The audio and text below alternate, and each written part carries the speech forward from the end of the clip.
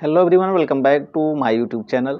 तो आज हम इस वीडियो में बात करेंगे AIB 19 एग्जामिनेशन के बारे में और जानेंगे कि क्या अगर आप AIB 19 एग्जामिनेशन को क्वालिफाई नहीं कर पाते हैं, पास नहीं हो पाते हैं, तो क्या फिर से आपको दोबारा स्टेट बार काउंसिल में रजिस्ट्रेशन कराना पड़ेगा। क्योंकि इस बारे में बहुत सारे लोगों का ये कमेंट आ रहा था कि उनके 2 साल कंप्लीट होने वाले हैं और अगर वो AIB एग्ज़ाम नहीं पास कर पाते हैं तो क्या 2 साल के बाद से उनका जो रजिस्ट्रेशन है स्टेट बार काउंसिल में वो कैंसिल हो जाएगा या फिर उसे दोबारा कराना पड़ेगा। तो इसी के संबंध में इस वीडियो में हम बात करने वाले हैं, तो वीडियो में आखिरी तक बने रहिएगा। और साथ ही साथ इससे संबंधित अगर आपके कोई प्रश्न है, कोई सवाल है, तो उसको आप सभी लोग कमेंट बॉक्स में लिख सकते हैं। तो चलिए शुरू करते हैं।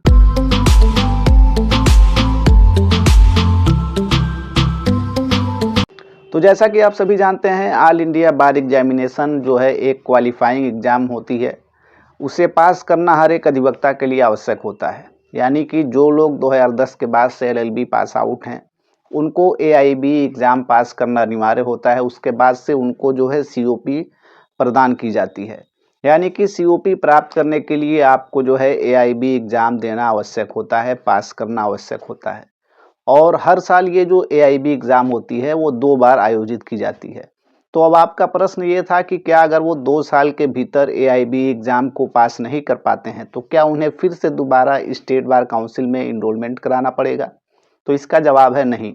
अगर आप 2 साल के भीतर AIB एग्ज़ाम पास नहीं कर पाते हैं, इसके बावजूद भी आपको स्टेट बार काउंसिल में दोबारा एडवोकेट के रूप में इनरोलमेंट नहीं कराना पड़ेगा, या यूँ कहें कि इसके लिए फिर से आपको एडवोकेट रजिस्ट्रेशन फॉर्म नहीं भरना पड़ेगा, पूरी फीस पेड नहीं करनी पड़ेगी।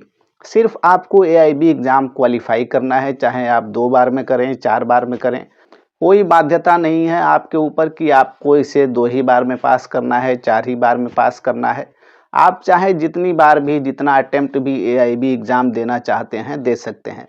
और अगर आप AIB एग्ज़ाम 2 साल, 3 साल, 4 साल, यानी कि अगर आप AIB एग्ज़ाम पास नहीं कर पा रहे हैं, तो अगर 2 साल का समय बीत गया है तो फिर भी आपको जो है स्टेट बार काउंसिल में एडवोकेट के रूप में दोबारा इनरोलमेंट नहीं कराना पड़ेगा। क्योंकि आप सभी को पता होगा कि जब एडवोकेट के रूप में स्टेट बार काउंसिल में आपका इनरोलमेंट होता है, तो जो सर्टिफिकेट आपको दी जाती है वो प्रोविजनली 2 साल तक के लिए वैलिड होती है। और उसके साथ एक शर्त ये भी होती है कि 2 साल के भीतर आपको AIB यानी कि ऑल इंडिया बार एग्जामिनेशन पास करना अनिवार्य होगा।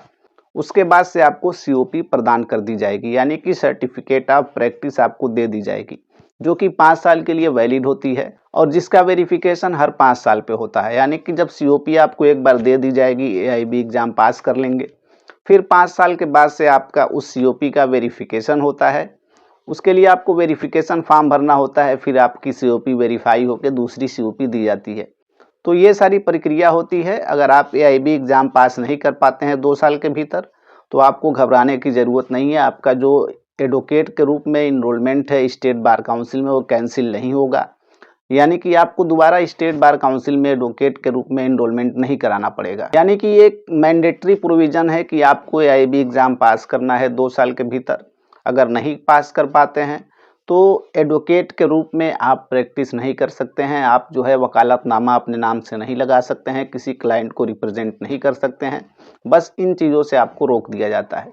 लेकिन एडवोकेट आप माने जाते हैं, लेकिन सिर्फ आप जो है वकालतनामा पे साइन नहीं कर सकते हैं। किसी जो क्लाइंट है उसका जो है आप अपने नाम से प्रतिनिधित्व नहीं कर सकते हैं, उसका पक्ष नहीं रख सकते हैं।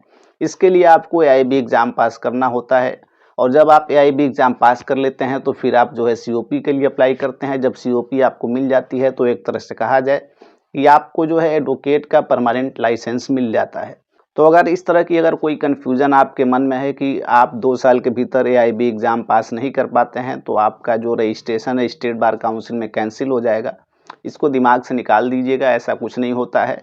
अगर आप 2 साल, 3 साल, 4 साल के बावजूद भी आप जो है AIB एग्ज़ाम पास नहीं कर पाते हैं, तब भी आपका जो स्टेट बार काउंसिल में एडवोकेट के रूप में इनरोलमेंट होता है वो कैंसिल नहीं होता है। आपको दोबारा इनरोलमेंट कराना नहीं होता है। सिर्फ आपको AIB एग्ज़ाम पास करना होता है। चाहे 2 बार में करें, आप 3 बार में करें, 4 बार में करें, 10 बार में करें, कोई इसके लिए लिमिट नहीं है कि आपको सिर्फ 2 ही बार देना है, 4 ही बार देना है। तो बिल्कुल इन सब सवालों से आप ऊपर उठिए, परेशान ना होइए। अगर आप 2 साल के भीतर AIB एग्ज़ाम नहीं पास कर पाते हैं तो आपका जो एडवोकेट के रूप में इनरोलमेंट है स्टेट बार काउंसिल में, वो ख़त्म नहीं होता है। आपको दोबारा जो है इनरोलमेंट कराना नहीं पड़ता है। बस यही होता है जो मैंने आपको बताया कि आपको प्रैक्टिस से एक तरह से कहा जाए कि रोक दिया जाता है।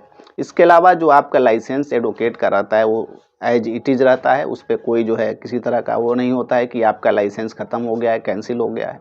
आप जब भी AIB एग्ज़ाम पास करेंगे उसके बाद से डिक्लेरेशन फॉर्म भरेंगे तो आपको COP जो है स्टेट बार काउंसिल दे देगी और वो COP की वैधता 5 साल की होती है। इसके अलावा अगर आपके मन में और भी कोई कन्फ्यूजन है किसी सवाल को लेकर के, यूपी बार काउंसिल से संबंधित, बार काउंसिल ऑफ इंडिया से संबंधित, AIB एग्ज़ाम से संबंधित या फिर एडवोकेट रजिस्ट्रेशन से संबंधित, तो आप सभी लोग कमेंट बॉक्स में लिख सकते हैं।